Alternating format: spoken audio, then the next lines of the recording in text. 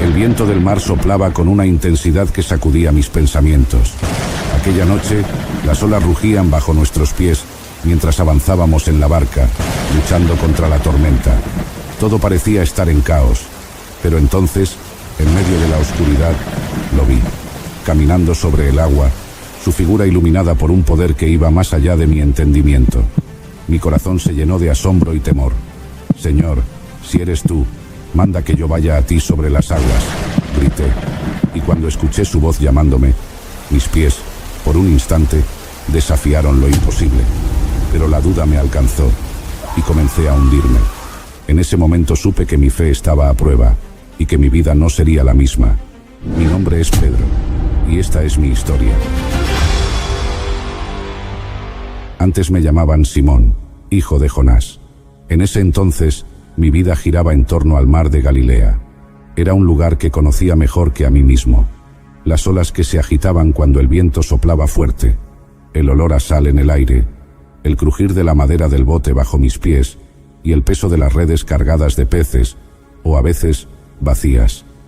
Nací y crecí en Betsaida, una aldea de pescadores, donde la vida era simple pero dura. Junto a mi hermano Andrés, salíamos cada madrugada, antes de que el sol besara el horizonte, y lanzábamos las redes al agua, esperando que el mar fuera generoso con nosotros. No sabíamos hacer otra cosa. Mi vida estaba escrita entre las mareas y los remos. Y sin embargo, algo en mí siempre buscaba algo más, una razón más grande para existir, aunque no supiera qué era exactamente. Lo que no sabía es que esa respuesta estaba a punto de llegar. Recuerdo aquel día con una claridad que ni el paso del tiempo ha logrado borrar. El sol aún no había ascendido del todo. Apenas unos rayos tímidos se reflejaban en las tranquilas aguas del lago. Andrés y yo estábamos ocupados con nuestras redes, revisando si había algo útil para llevar a casa. Entonces lo vi. Un hombre, caminando a lo lejos, pero no como cualquier hombre. Sus pasos eran firmes, decididos, y aunque había otras personas alrededor, no podía apartar mi vista de él. En cuanto sus ojos se encontraron con los míos, el mundo pareció detenerse por un momento. Esa mirada, nunca había sentido nada igual. Era como si me atravesara, como si viera cada parte de mí, mis miedos, mis sueños, mis dudas, mis heridas, pero también una esperanza que ni siquiera sabía que tenía. Jesús, lo conocía de oídas. Algunos lo llamaban profeta, otros lo miraban con desconfianza, pero yo sentí algo diferente. Sentí que esa era la razón por la que mi corazón había estado inquieto. Caminó hacia mí, sin prisa, con una calma que contrastaba con el bullicio de la gente a nuestro alrededor. Yo, Simón, que había enfrentado tantas tormentas en alta mar, que había luchado contra el frío de la noche y el calor abrasador del día, por primera vez en mi vida, me sentí pequeño. Pero no era una pequeñez de vergüenza. Era algo más profundo, como si finalmente hubiera encontrado a alguien mucho más grande que yo, alguien a quien estaba destinado a seguir. Se detuvo justo frente a mí, su mirada aún clavada en la mía, y entonces habló. No dijo mucho, pero lo que dijo cambió mi vida para siempre. «Sígueme, y te haré pescador de hombres». No fue una petición, fue un llamado. No hubo explicaciones, no hubo promesas de riqueza o seguridad, solo esas palabras, pero dentro de mí sentí una fuerza inexplicable, algo más grande que mi entendimiento. Mis manos, que durante años habían sujetado redes pesadas, las soltaron de inmediato. No necesité pensar, sabía que debía seguirlo, y así lo hice. Dejé atrás mi barca, mis redes, mi trabajo, mi vida, sin mirar atrás. Cada paso que di tras él fue un paso hacia lo desconocido, pero extrañamente no sentí miedo. Había algo en Jesús que infundía paz. No la paz que conoces en una tarde tranquila, sino una paz que trasciende, que te hace sentir seguro aun cuando el camino es incierto. Aunque no entendía qué significaba ser pescador de hombres, sabía que lo descubriría, porque Él me lo enseñaría. A medida que caminaba tras Él, comencé a ver lo extraordinario. Jesús no era solo un hombre, era alguien que traía vida donde había muerte, esperanza donde solo quedaba desesperación. Caminamos por aldeas y ciudades, y en cada lugar que íbamos, algo asombroso sucedía.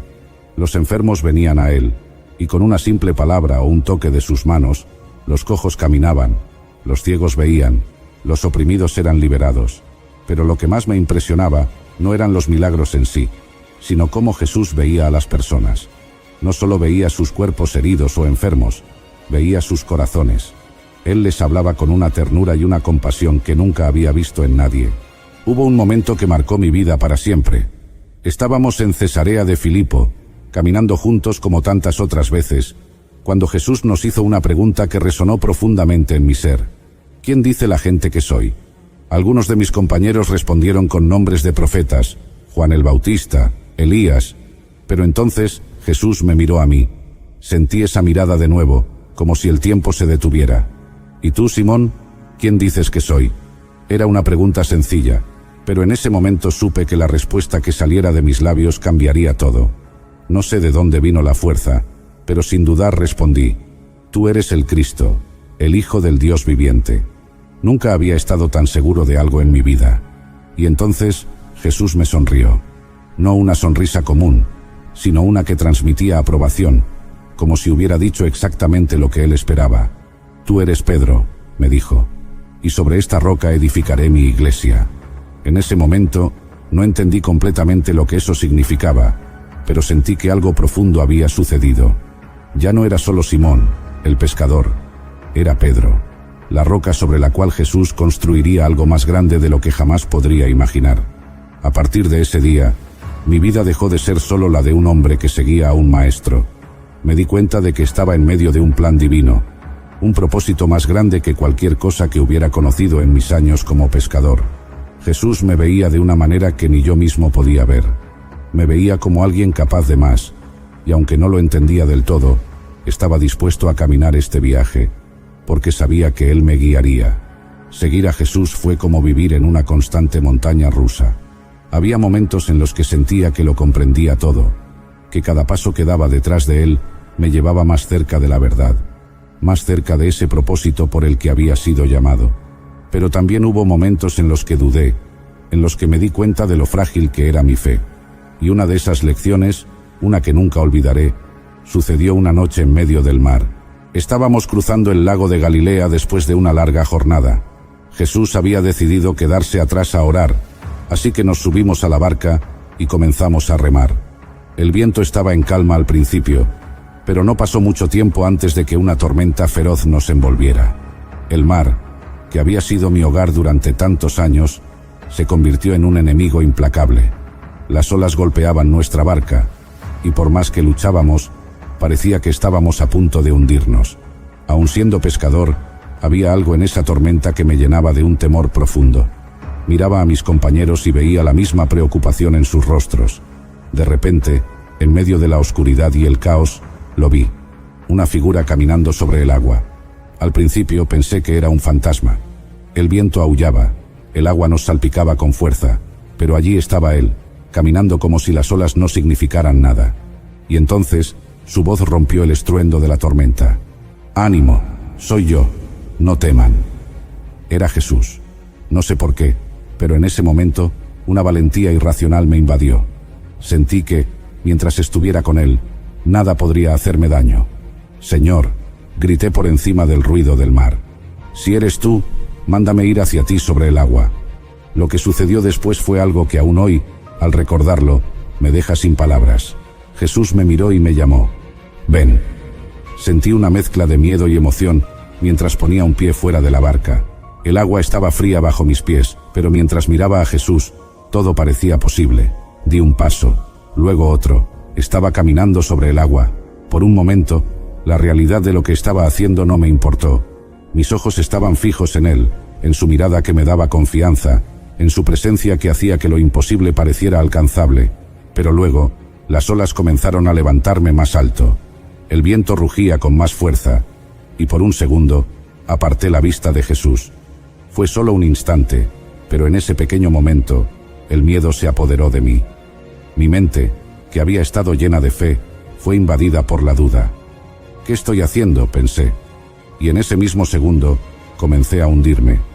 El agua me envolvió rápidamente, y la desesperación llenó mi corazón. «Señor, sálvame», grité con todas mis fuerzas. Era Jesús. Me levantó como si no pesara nada, y me miró con esa mezcla de amor y corrección que tantas veces había visto en sus ojos.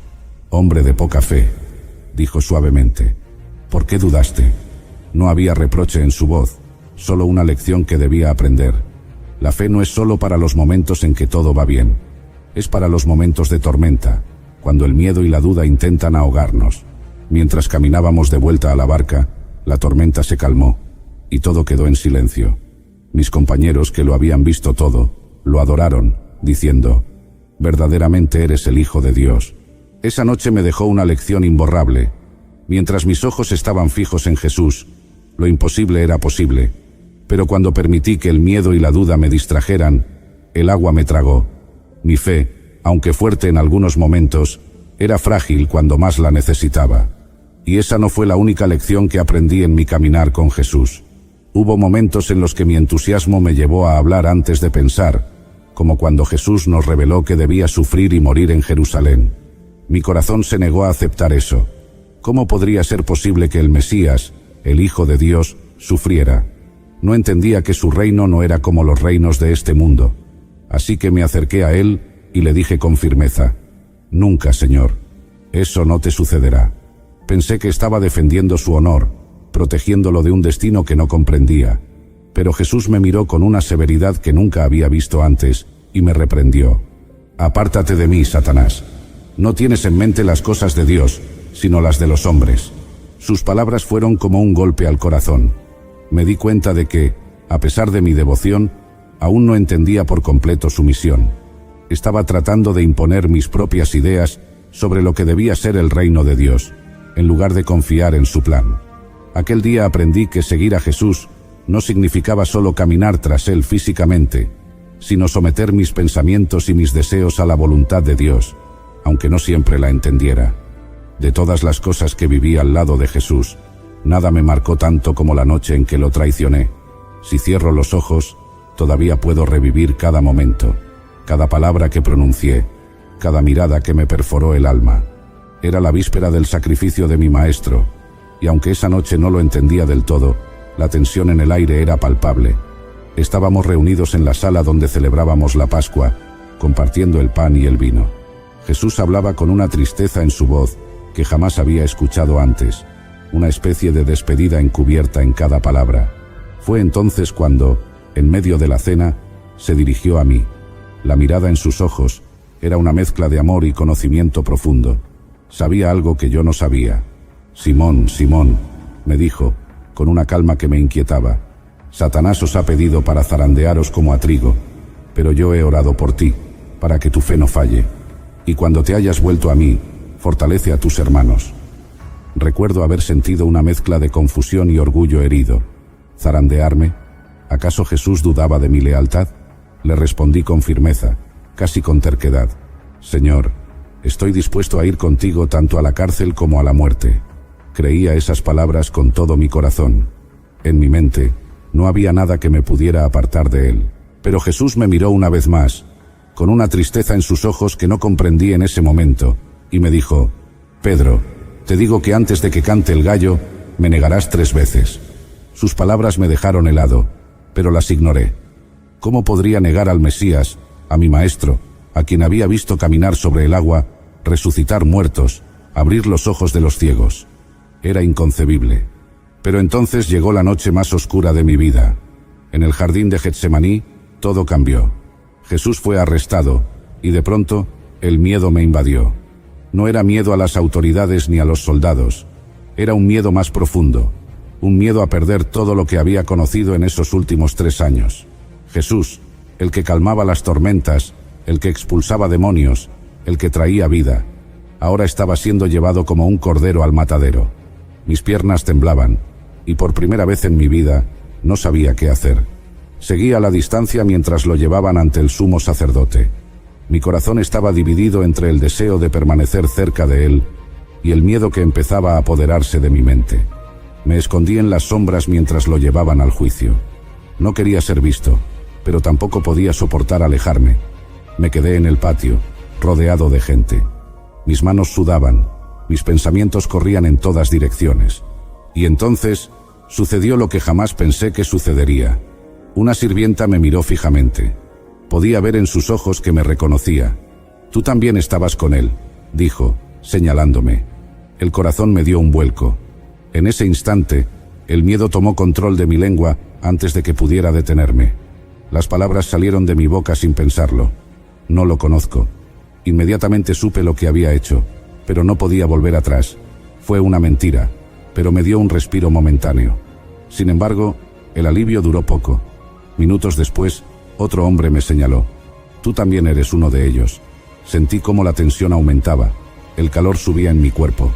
Y de nuevo, negué con rapidez, casi sin pensarlo. No soy uno de ellos. Mi corazón estaba acelerado. Mi mente estaba llena de confusión. El miedo me dominaba por completo. Pero no terminó ahí. Un tercer hombre, mirándome fijamente, dijo: ciertamente, tú también eres uno de ellos. Tu manera de hablar te delata. Sabía que era verdad, pero el miedo a ser arrestado, el miedo a lo desconocido, era demasiado para mí. Esta vez, negué con más vehemencia, incluso jurando: no conozco a ese hombre. Fue en ese momento cuando escuché el sonido que me partiría el alma. El gallo cantó. El tiempo pareció detenerse. En medio del bullicio, del frío de la noche, del fuego chispeante en el patio, escuché ese sonido penetrante. Y entonces, como si todo el peso del cielo cayera sobre mí, recordé las palabras de Jesús. Sentí que el aire me faltaba, mi pecho se apretaba, y las lágrimas llenaron mis ojos antes de poder detenerlas. Pero lo que realmente me rompió fue lo que sucedió después. Jesús, desde donde estaba siendo juzgado, me miró. Sus ojos, los mismos ojos que habían visto mi potencial, los mismos ojos que me habían llamado cuando era un simple pescador, ahora me miraban con una mezcla de dolor y comprensión. Sabía lo que había hecho, y yo también. Sin poder soportar el peso de mi traición, corrí. Corrí tan rápido como mis pies me lo permitieron. Me alejé de todo, de la escena, de la gente, pero no podía escapar de lo que acababa de hacer. Me escondí en la oscuridad y lloré amargamente. No podía creerlo. Yo, Pedro, la Roca, había traicionado a mi Señor, a mi amigo, a mi Salvador. Las lágrimas no cesaban, y el dolor que sentía en mi corazón era más profundo que cualquier herida física. Me había convertido en aquello que más despreciaba, un traidor. Los días que siguieron fueron una neblina de dolor y arrepentimiento. Jesús fue crucificado, y con él sentí que moría también mi esperanza. ¿Cómo podría seguir adelante sabiendo que en su hora más oscura lo había negado? Mi corazón estaba destrozado. Mis compañeros también estaban desconsolados, pero ellos no llevaban la carga de una traición tan grande como la mía. La culpa me consumía. Pero entonces ocurrió el milagro. Jesús no se quedó en la tumba. 3 días después, resucitó. Cuando las mujeres vinieron corriendo a decirnos que la tumba estaba vacía, mi corazón saltó, pero la culpa me detuvo. Aunque él había vencido a la muerte, ¿podría perdonarme a mí? ¿Podría alguien como yo ser restaurado después de lo que había hecho? Lo vi nuevamente, y la alegría de saber que estaba vivo me invadió, pero la herida de mi traición seguía abierta. No sabía cómo enfrentarme a él. No sabía si habría un lugar para mí en su reino después de lo que había hecho. Pero Jesús, en su infinita misericordia, no me dejó en mi dolor. Fue una mañana, junto al mar de Galilea, el lugar donde todo había comenzado. Habíamos pasado toda la noche pescando sin éxito. Estaba distraído, perdido en mis pensamientos, cuando de repente vimos a un hombre en la orilla, que nos dijo que echáramos las redes al lado derecho del bote. Cuando lo hicimos, nuestras redes se llenaron de peces, como en aquellos primeros días. Entonces, lo supe. Era Jesús. No pude esperar ni un segundo más. Me lancé al agua y nadé hacia él con toda la fuerza que tenía. Cuando llegué a la orilla, allí estaba, preparando un fuego, asando pescado. La escena era tan simple, pero el momento era todo menos eso. Después de desayunar, Jesús se dirigió a mí. Me miró, y en sus ojos no había rastro de resentimiento, solo amor y perdón. Me preguntó: «Simón, hijo de Jonás, ¿me amas más que estos?». Mi corazón latía con fuerza, recordando mis 3 negaciones, pero respondí con la sinceridad que me quedaba: «Sí, Señor, tú sabes que te amo». Y él me dijo: «Apacienta mis corderos». Sentí un nudo en la garganta, pero entonces me preguntó una segunda vez: «Simón, hijo de Jonás, ¿me amas?». Esta vez mi voz temblaba, pero respondí: «Sí, Señor, tú sabes que te amo». Y él me dijo: pastorea mis ovejas. Pero no terminó ahí. Por tercera vez me miró y preguntó: Simón, hijo de Jonás, ¿me amas? Las lágrimas llenaron mis ojos, recordando las 3 veces que lo había negado. Con todo mi ser, respondí: Señor, tú lo sabes todo. Tú sabes que te amo. Y Jesús me dijo: apacienta mis ovejas. En ese momento lo entendí. Jesús no solo me había perdonado, me había restaurado, me había dado una nueva misión. Mis 3 negaciones fueron reemplazadas por 3 afirmaciones de amor, y el hombre que había traicionado a su maestro fue transformado en el líder que guiaría su iglesia. Después de la resurrección de Jesús, nuestras vidas cambiaron para siempre. Aunque había sido restaurado por él, sabía que algo más grande estaba por venir. Jesús nos había prometido que recibiríamos el Espíritu Santo, y ese día llegó en el Pentecostés. Estábamos reunidos, alrededor de 120 de nosotros, esperando en obediencia. De repente, un sonido como el de un viento impetuoso llenó la casa, y lenguas de fuego se posaron sobre cada uno de nosotros. Fue el Espíritu Santo, y en ese momento, una nueva fuerza nos invadió. Comenzamos a hablar en otros idiomas, y las multitudes que habían venido a Jerusalén desde diferentes naciones nos entendían. Estaban atónitos. Algunos pensaron que estábamos borrachos, pero me levanté, lleno de valentía, y comencé a hablarles. Expliqué que lo que veían era el cumplimiento de la profecía, que Jesús, el Mesías, había muerto y resucitado, y que ahora Él ofrecía perdón y vida eterna a todos los que creyeran en su nombre. Mi corazón ardía mientras hablaba, y el poder de Dios se manifestó de una manera increíble. Ese día, alrededor de 3.000 personas fueron bautizadas. Fue el comienzo de la iglesia, y yo, Pedro, el hombre que había negado a su Señor, fui usado para guiar a su pueblo. A partir de ese momento, el mensaje del Evangelio se extendió por todas partes. Aunque la persecución no tardó en llegar, el Espíritu Santo nos dio el valor para enfrentarla. Fui encarcelado varias veces, pero nunca me rendí. Dios mismo envió un ángel para liberarme de las cadenas en una ocasión, mostrando que su obra no podía ser detenida por ningún poder terrenal. Viajé a Roma, el centro del imperio, donde el Evangelio también floreció. Pero allí, el final de mi vida terrenal se acercaba. Fui arrestado y condenado a muerte, y cuando llegó el momento de mi crucifixión, pedí ser colgado de cabeza. No me consideraba digno de morir de la misma manera que mi Señor. Mi vida terminó en la cruz, pero el legado de la iglesia que Jesús edificó sobre la roca sigue hasta hoy. No fui perfecto, pero fui transformado por su gracia. Fui un pescador, llamado a ser pescador de hombres, capacitado por el Espíritu de Dios para proclamar su verdad hasta el fin. ¿Cuál era el aguijón de Pablo? En 2 Corintios 12, el apóstol Pablo nos abre su corazón y revela una experiencia profundamente personal y dolorosa. Una debilidad persistente, algo que lo hacía sentirse vulnerable y dependiente de la gracia de Dios. Él lo describe como un aguijón en su carne, un mensajero de Satanás que lo abofeteaba continuamente. Pero, ¿qué podría ser este aguijón tan misterioso? ¿Por qué Dios permitió que Pablo sufriera de esta manera? Y lo más importante, ¿qué le respondió Dios a su siervo fiel en medio de su aflicción? En este video, exploraremos en detalle qué era este aguijón del que hablaba Pablo, la razón divina detrás de su sufrimiento y la respuesta celestial que recibió. Si tú también estás atravesando pruebas difíciles, batallas internas o enfermedades que parecen no tener fin, este video es especialmente para ti. Te prometo que al finalizar, te sentirás profundamente edificado y lleno de esperanza. Así que, bienvenidos a nuestro canal Historias Sagradas, donde desentrañamos los misterios de la Biblia y encontramos respuestas y aliento en la palabra de Dios. Prepara tu corazón y tu mente, porque estamos a punto de embarcarnos en un viaje espiritual que no solo te esclarecerá, sino que también te motivará a enfrentar tus propias luchas con una nueva perspectiva. Comencemos. Para comprender mejor el mensaje de este video, es esencial que primero leamos el pasaje completo de 2 Corintios 12. Pablo escribe: «Y para que la grandeza de las revelaciones no me exaltase desmedidamente, me fue dado un aguijón en mi carne, un mensajero de Satanás que me abofetee, para que no me enaltezca sobremanera. Respecto a lo cual 3 veces he rogado al Señor que lo quite de mí. y me ha dicho: bástate mi gracia, porque mi poder se perfecciona en la debilidad. Cuando Pablo habla de un aguijón en su carne, está evocando una imagen poderosa y dolorosa. Un aguijón puede entenderse como una espina que penetra la piel, o como una espuela usada por los jinetes para controlar a sus caballos. En el caso de Pablo, su aguijón parece haber sido una aflicción significativa, algo que le causaba gran molestia y sufrimiento.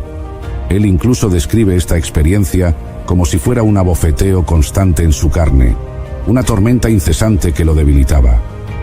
Pablo rogó 3 veces al Señor para que le quitara esta carga, pero la respuesta que recibió fue reveladora: bástate mi gracia, porque mi poder se perfecciona en la debilidad. Aquí, Dios le estaba enseñando a Pablo, y a todos nosotros, una lección profunda sobre la dependencia divina y la fortaleza en medio de la debilidad. Antes de desvelar lo que podría haber sido este misterioso aguijón en la vida de Pablo, quiero invitarte a reflexionar conmigo sobre 3 aspectos importantes que este pasaje destaca. Estos puntos no solo nos ayudarán a entender mejor la experiencia de Pablo, sino que también nos ofrecerán valiosas lecciones para nuestras propias vidas y desafíos. En primer lugar, es crucial entender que Pablo describe este aguijón como un ataque del enemigo, un mensajero de Satanás, pero también aclara que fue permitido por Dios con un propósito especial.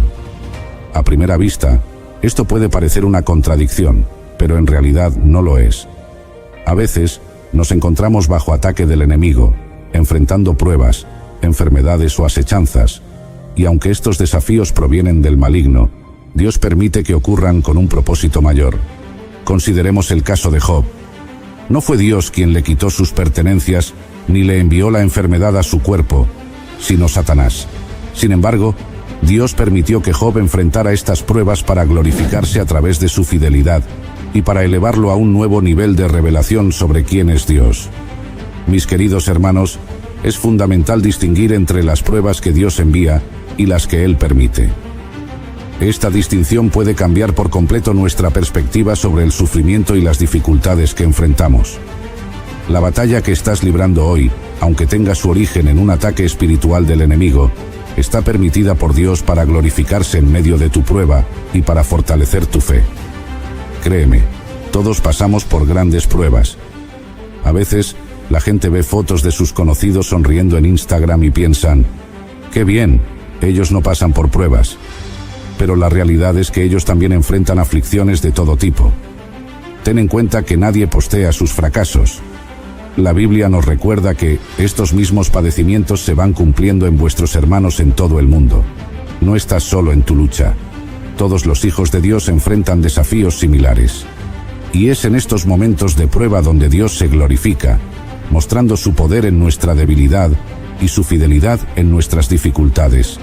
Por lo tanto, cuando te encuentres en medio de una prueba, recuerda que Dios tiene un propósito superior y que su gracia es suficiente para sustentarte y fortalecerte. Lo segundo que destaca de este pasaje es la razón por la cual Dios permitió que Pablo fuera atormentado por ese aguijón. Pablo mismo lo explica en el versículo 7.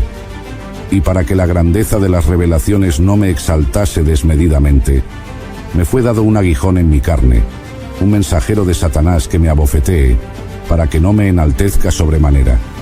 En otras palabras, Dios permitió esta dificultad con el propósito de mantener a Pablo humilde, debido a la inmensidad de las revelaciones que había recibido. Pablo tenía muchas razones para sentirse orgulloso. Según sus propias palabras, fue circuncidado al 8º día, del linaje de Israel, de la tribu de Benjamín, hebreo de hebreos. En cuanto a la ley, fariseo. En cuanto a celo, perseguidor de la iglesia.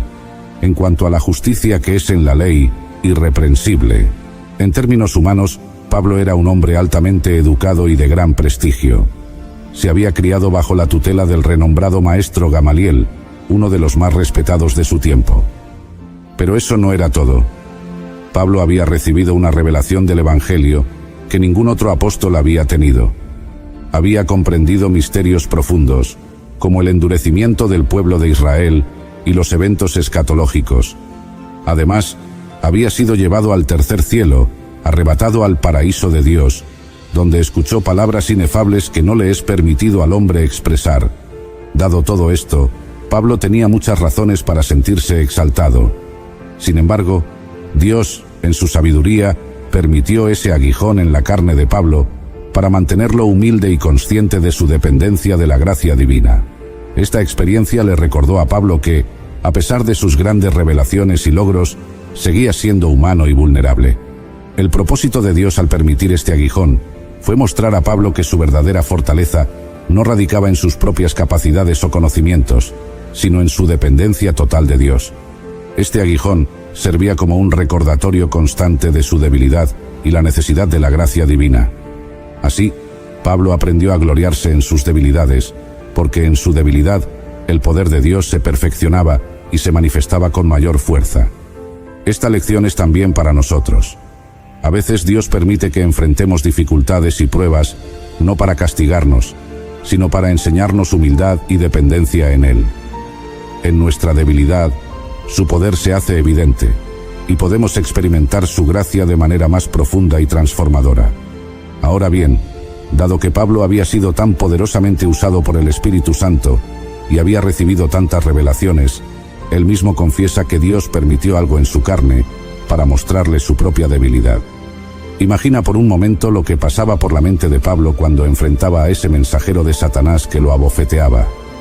Es probable que experimentara ataques similares a los del salmista en el Salmo 42, preguntándose: ¿dónde está tu Dios? ¿Por qué no te sana Dios? ¿Por qué no te quita Dios este aguijón? Sin duda esta experiencia lo hacía sentirse pequeño y débil.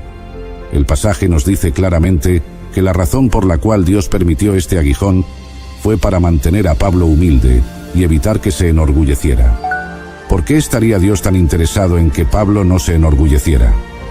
La respuesta la encontramos en la misma Escritura. La Biblia enseña que Jehová es excelso y atiende al humilde, mas al altivo mira de lejos. A Dios no le agrada trabajar con los orgullosos, ni con aquellos que tienen un gran ego.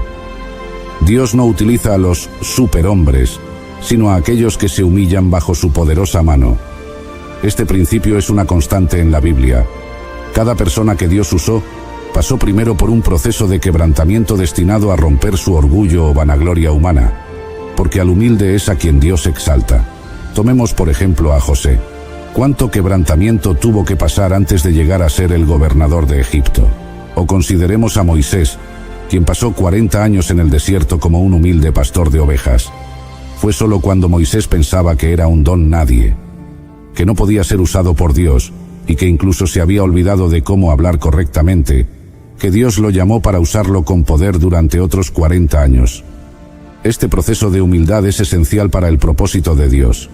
No es que Dios disfrute vernos pasar por dificultades, sino que Él entiende que la verdadera grandeza en el reino de Dios viene a través de la humildad y la dependencia total de Él. La historia de Pablo, José, Moisés y muchos otros en la Biblia nos muestra que el camino a la exaltación y al poder espiritual genuino siempre pasa por el valle de la humildad y el quebrantamiento. Así, cuando enfrentamos nuestras propias pruebas y debilidades, podemos recordar que Dios tiene un propósito superior. Nos está moldeando, preparándonos y fortaleciendo para cumplir su voluntad de maneras que quizás no podamos entender en el momento. Pero podemos tener la confianza de que, a través de nuestra debilidad, su poder se perfecciona y a través de nuestra humildad, su gloria se manifiesta. Mis hermanos amados, a mí me da una tristeza tremenda cuando veo personas que Dios comienza a usar y se llenan de orgullo. Se creen pavos reales, los súper ungidos, y empiezan a exigir los mejores hoteles cuando viajan, las mejores ofrendas, y hablan con arrogancia, como si fueran superestrellas. Pero esa actitud, queridos hermanos, es algo que Dios aborrece profundamente. Algunos cristianos ven a los ministros, adoradores, pastores y youtubers y piensan que son personas grandes e intachables. La realidad, sin embargo, es muy distinta. Somos gente pequeña, llena de defectos y debilidades, que depende de la gracia de Dios para permanecer en pie cada día. Hemos comprendido que la clave para que Dios continúe usándonos está en la humildad, pero aún más importante que ser usados por Él es ser aprobados por Él. Pablo fue abofeteado por esta prueba para recordarle que, aunque fuera muy usado por Dios, Seguía siendo un humano vulnerable, sujeto a padecimientos y debilidades. Este recordatorio constante le ayudaba a mantenerse humilde y dependiente de la gracia divina. Dios está más interesado en nuestro bienestar a largo plazo y en la salud de nuestra alma que en la comodidad temporal de nuestro cuerpo. Él hará lo que sea necesario para mantenernos humildes y sometidos a su voluntad. En lugar de esperar a que Dios nos humille a través de pruebas difíciles, debemos humillarnos a nosotros mismos delante de Él. Es mejor reconocer nuestra pequeñez y nuestra necesidad de su gracia ahora, que pasar por un proceso doloroso que nos recuerde cuán pequeños realmente somos. Así que, mis queridos hermanos, busquemos siempre la humildad. Mantengámonos dependientes de la gracia de Dios, reconociendo que cualquier éxito o habilidad que tengamos proviene de Él y no de nosotros mismos. Al hacerlo, no solo seremos más efectivos en nuestro servicio, sino que también seremos aprobados y bendecidos por nuestro Padre Celestial, quien exalta a los humildes y resiste a los orgullosos. Lo tercero que observamos en este pasaje es la respuesta de Dios a la ferviente petición de Pablo. El apóstol confiesa que rogó a Dios en 3 ocasiones distintas, quizás separadas por varios años o algún tiempo, para que le quitara aquel aguijón. Sin embargo, la respuesta divina fue: «Bástate mi gracia, porque mi poder se perfecciona en la debilidad». Pero, ¿qué significa realmente esta respuesta de Dios? ¿Acaso Dios no quiere liberarnos de nuestras pruebas? La verdad es que toda batalla que tú y yo enfrentamos tiene una fecha de caducidad. Dios tiene un momento final marcado para cada situación. A veces, Dios obra de inmediato, pero otras veces espera, como en el caso de Lázaro de Betania, donde permitió que la situación empeorara para entonces glorificarse aún más. En otras ocasiones, permite que la prueba se prolongue hasta que hayamos aprendido la lección que Él desea enseñarnos. Podemos estar seguros de que el Señor está regulando tanto el nivel como la duración de nuestra aflicción, porque la palabra nos enseña que Dios es tan fiel que no os dejará ser tentados más de lo que podéis resistir, sino que dará también juntamente con la tentación la salida, para que podáis soportar. La prueba que Pablo estaba atravesando aún no era el momento para que terminara, pero Dios le prometió algo invaluable para soportarla: su gracia. Aquí, la palabra gracia se refiere a la paz, la tranquilidad y la fortaleza que Dios nos da para enfrentarnos a las dificultades de la vida. Es una gracia que aligera nuestra carga y nos permite avanzar en victoria. Por eso, a menudo veo a hermanos y hermanas que, a pesar de enfrentar aflicciones gigantescas, muestran un gozo y una paz inexplicables. Eso es la gracia de Dios manifestándose en la vida del creyente. Permítanme decirles esto, hermanos: a veces, Dios obrará rápidamente a tu favor, y otras veces permitirá que la prueba dure un poco más. Pero ten la seguridad de que, en el proceso, Él te dará toda la fuerza y el poder para permanecer firme. De hecho, no te sorprendas si en tu momento más difícil es cuando más sientas la presencia de Dios, porque el pasaje dice que en nuestra debilidad es que el poder de Dios se manifiesta. Les confieso que los días cuando más fuerte he sentido la gloria del Espíritu Santo han sido en medio del dolor de una prueba o aflicción. Job, después de su quebranto, dijo: «De oídas te había oído, mas ahora mis ojos te ven». Mi querido hermano, no sé cuál sea la prueba que estés pasando hoy. Tal vez le has pedido a Dios que te sane ya, que obre rápidamente, y el problema aún persiste. Pero déjame decirte que el Señor te va a dar toda la fuerza para permanecer firme, porque Él ha prometido: «Cuando pases por las aguas, yo estaré contigo, y si por los ríos, no te anegarán. Cuando pases por el fuego, no te quemarás, ni la llama arderá en ti». A veces, Dios no quitará las espinas del camino, pero te dará calzado para caminar sobre ellas. A veces, no calmará la tempestad inmediatamente, pero te dará poder para caminar sobre las olas. Nuestro Dios nos fortalecerá y nos dará todo su poder hasta que finalmente superemos esa prueba y salgamos adelante, porque Él está marcando los tiempos según su perfecta soberanía. Entonces, ¿cuál era el aguijón de Pablo? Muchos se han preguntado cuál sería ese aguijón del apóstol. Algunas teorías dicen que Pablo sufría de epilepsia, migrañas, convulsiones, problemas del habla, y hasta tormentos sobre el pasado de parte de un demonio. La verdad que la Biblia no dice claramente cuál era el aguijón de Pablo, pero les quiero dar mi opinión personal al respecto, y note que digo que es mi opinión porque me gusta diferenciar siempre lo que la Biblia dice y enseña con claridad, y lo que es mi opinión o deducción sobre algún asunto.